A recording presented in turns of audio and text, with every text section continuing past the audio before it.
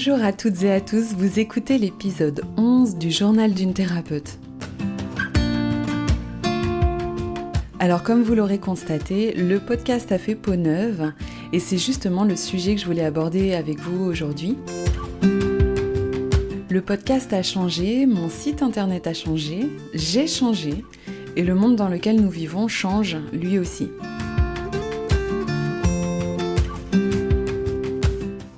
Je vais vous parler un peu des choix de vie que j'ai fait récemment et surtout des liens avec ce qui se passe sur le plan collectif. Nous vivons une période de transition et on va voir ce que ça implique.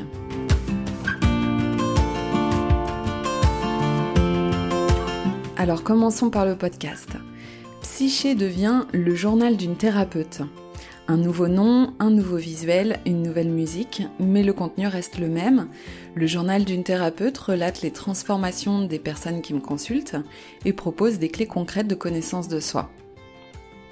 Pour ceux qui ne me connaissent pas, je m'appelle Angéline Leroux.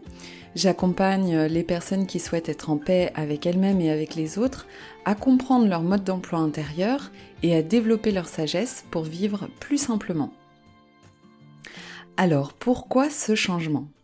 Eh bien, tout simplement parce qu'il correspond à mon changement de vie. Je vous explique. Au moment où le confinement a été mis en place et où on a vu ce qui se passait au niveau politique, économique, sanitaire, social, avec tout ce que ça implique, mon compagnon et moi, on s'est dit que c'était vraiment le moment de réaliser ce qui nous tenait le plus à cœur. Alors, on avait visité un terrain en Corrèze, en pleine nature, 4 jours avant le confinement, et puis on a rapidement décidé de l'acheter.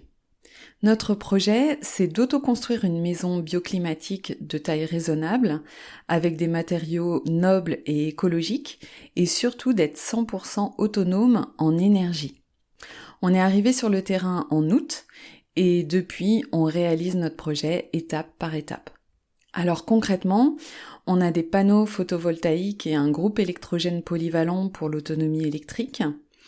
On souhaite potabiliser l'eau de pluie qu'on récupère et on se chauffe avec un poêle à bois qui nous sert aussi à cuisiner.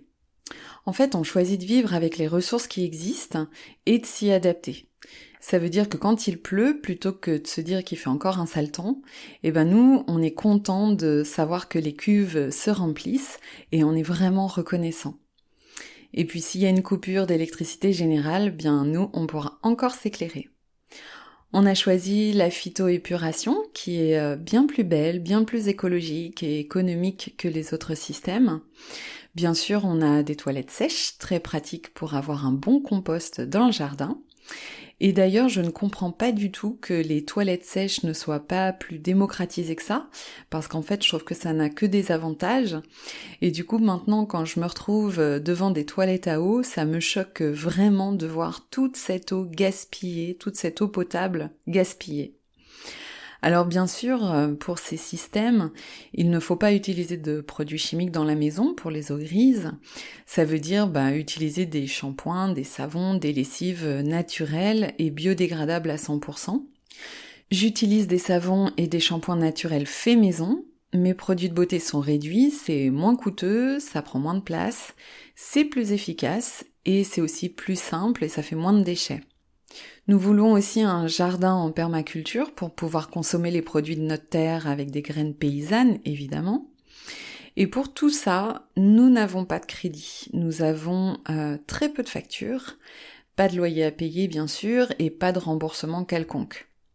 Alors ce qu'on met en place aujourd'hui n'est pas parfait, mais on commence quelque part et on fait avec ce qui existe, sinon on trouve toujours toutes les excuses du monde pour ne rien mettre en place, et l'idée bien sûr n'est pas de faire parfaitement, mais de faire de mieux en mieux.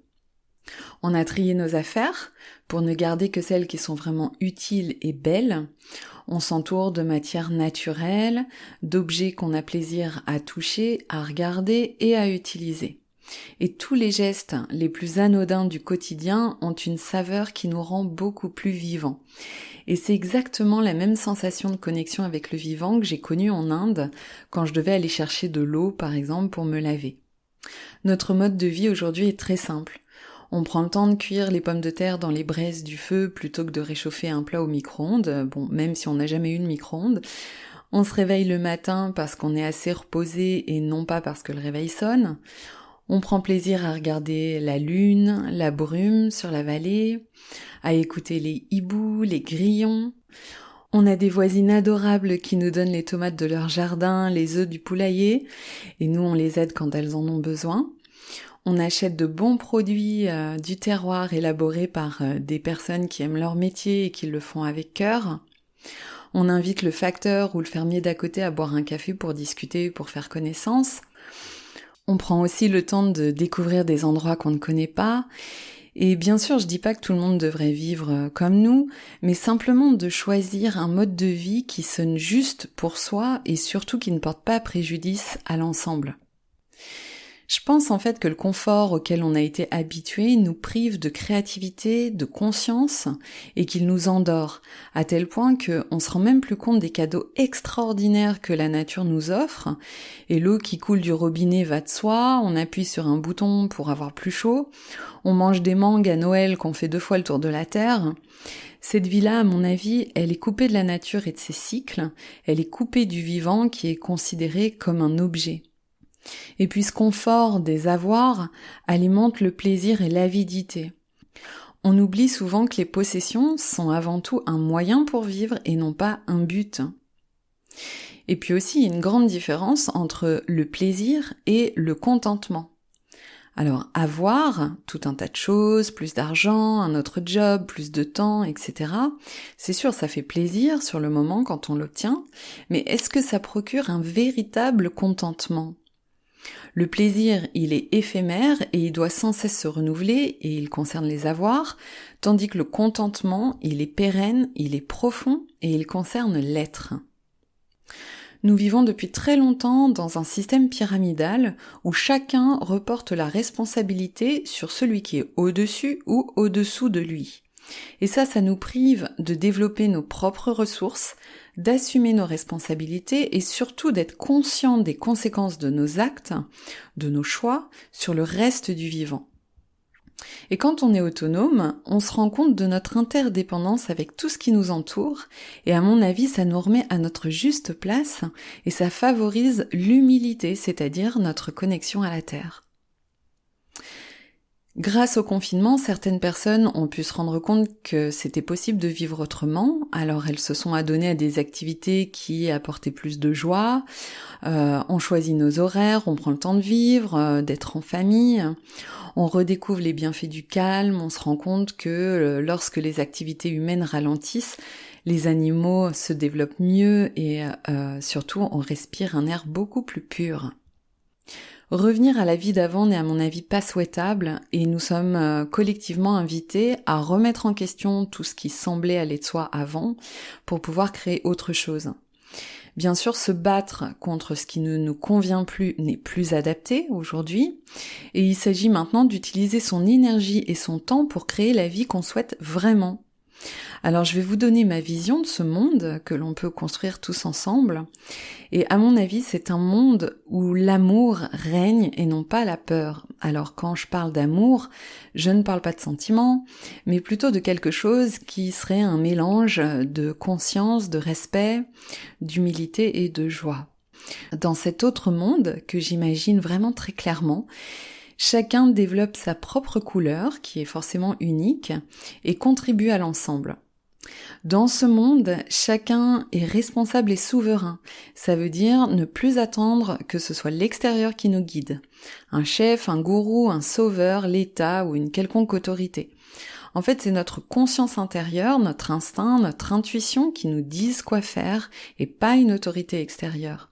Si on remet notre pouvoir dans les mains d'une personne ou d'une structure, eh bien on prend le risque qu'elle abuse de ce pouvoir. Et c'est justement ce qui est en train de se passer en ce moment, à mon avis, d'ailleurs pour le bien de nous tous, parce que ça permet à chacun de prendre conscience de ce que ça implique de donner son pouvoir. Et en fait, quand on est autonome et responsable, on n'est plus sujet à l'abus de pouvoir, la manipulation ou l'asservissement. Alors certes, ça demande un certain courage d'assumer la responsabilité de ses choix, d'écouter son cœur pour se lancer dans l'inconnu, mais je vais vous dire quelque chose, il n'y a aucun danger à faire ça. Et à mon sens, c'est la voie royale vers la concrétisation de ce qui nous tient le plus à cœur. Alors dans cet autre monde que j'imagine, on se traite les uns les autres avec respect et considération. On apprécie les différences parce qu'elles créent de la richesse et de la créativité. On favorise la paix et le partage, l'entraide et la solidarité. On vit ensemble parce que chacun a quelque chose de singulier à apporter aux autres. Le travail n'est plus un labeur astreignant, mais une activité qu'on a de la joie à faire, qui nous épanouit et qui nous laisse du temps pour qu'on puisse se consacrer à d'autres choses. Dans ce monde, les droits fondamentaux et inaliénables des êtres humains sont reconnus par chacun et respectés. En fait, ces droits nous sont donnés par le simple fait d'être nés et sont valables pour tous sans distinction. Et prendre conscience de ces droits naturels et fondamentaux est à mon avis extrêmement important. Alors ces droits, c'est quoi ? C'est le droit à la vie qui garantit le développement physique, intellectuel et spirituel d'un être. Ça veut dire que tout traitement dégradant, cruel ou inhumain porte atteinte directement à ce droit. Le droit à la liberté qui se définit comme tout ce qui ne nuit pas à autrui. Le droit de penser et de faire part de ses opinions, donc la liberté d'expression. Le droit d'avoir une alimentation saine et un logement décent. Le droit d'avoir une vie privée. Le droit de circuler librement sur le territoire. Le droit à la propriété aussi. Le droit de se réunir de façon pacifique, bien sûr. Et le droit de résister à l'oppression. Alors en ce moment, il y a beaucoup de personnes qui s'intéressent au domaine juridique parce qu'elles se rendent bien compte que leurs droits ne sont pas respectés. Et en fait, j'ai remarqué que nous nous faisons sans cesse avoir par notre méconnaissance et surtout par notre passivité.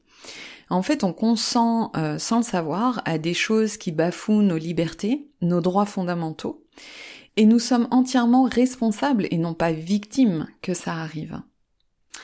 Alors à mon avis, ce à quoi la vie nous invite sur le plan collectif, c'est à mesurer individuellement les conséquences de nos choix sur les autres et sur ce qui nous entoure, à reprendre notre pouvoir personnel, c'est-à-dire exercer en conscience notre libre arbitre, à être responsable et intègre, à traiter l'autre avec respect et considération, ce qui ne veut pas dire de laisser tout faire, on peut être bienveillant et ferme à la fois, à reconsidérer ce qui est essentiel à la vie et dans la vie pour mener une existence épanouie et heureuse, à faire confiance à l'intelligence biologique naturelle du vivant à se maintenir en équilibre plutôt qu'à vouloir le contrôler et le manipuler, à écouter son intuition, son instinct, son cœur plutôt que sa tête, et enfin à miser sur la vie plutôt que sur la survie.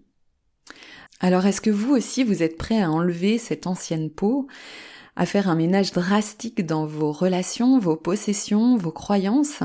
Est-ce que vous avez envie, comme moi, d'inventer un autre mode de vie, davantage basé sur l'harmonie, sur la paix, sur le partage, sur la liberté? Et par quoi vous avez envie de commencer? Quels petits pas vous pouvez faire dès maintenant pour aller dans cette direction? Pour terminer, j'aimerais vous partager le manifeste de One Nation qui a été écrit par Alice. C'est une jeune femme dont je partage pleinement la vision et je trouve qu'elle a fait un travail remarquable de synthèse sur sa chaîne YouTube qui s'appelle Pourquoi pas, que je vous invite vraiment à aller écouter parce que c'est vraiment pertinent. Donc voici le manifeste. Considérant que la Terre est un grand organisme vivant, qu'une infinité de formes de vie y cohabitent en interdépendance, que l'humanité a une influence majeure sur les autres règnes, que chaque être humain est une cellule unique et individualisée de la Terre, que la résilience d'un organisme est maintenue lorsque ses cellules sont libres de jouer pleinement leur rôle au service du tout et de ses parties, je proclame ma gratitude envers la vie qui anime toute chose, mon respect profond envers tous les habitants de notre Terre, la primauté de l'être biologique et conscient que je suis sur l'entité légale créée après ma naissance, alors ça je vous en reparlerai peut-être dans un autre podcast, la légitimité de mon pouvoir créateur tant qu'il exclut toute forme de vol, de tromperie, de violence morale ou physique, et la responsabilité absolue de mes pensées, paroles et actions engendrées par mon libre arbitre.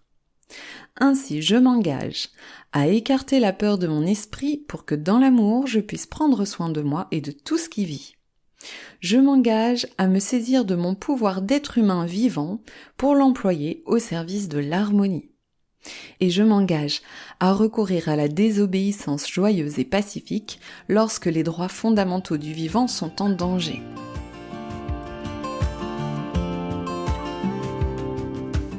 Voilà, je trouve ce manifeste plein de bon sens et de justesse. Personnellement, j'ai vraiment envie de consacrer mon temps et mon énergie à ces valeurs-là, et je suis sûre que beaucoup d'entre vous les partagent également. Ma conviction, c'est que si tous ensemble on s'y met, on peut vraiment vivre quelque chose de formidable. Voilà, si cet épisode a trouvé un écho en vous, vous pouvez écrire votre témoignage ou votre vision du monde. Ça pourrait être utile aux autres, et puis moi je vous lirai avec plaisir. Vous pouvez vous abonner pour être prévenu de la sortie du prochain épisode. Et je vous souhaite à toutes et à tous le meilleur. Je vous remercie beaucoup pour votre écoute et à très bientôt.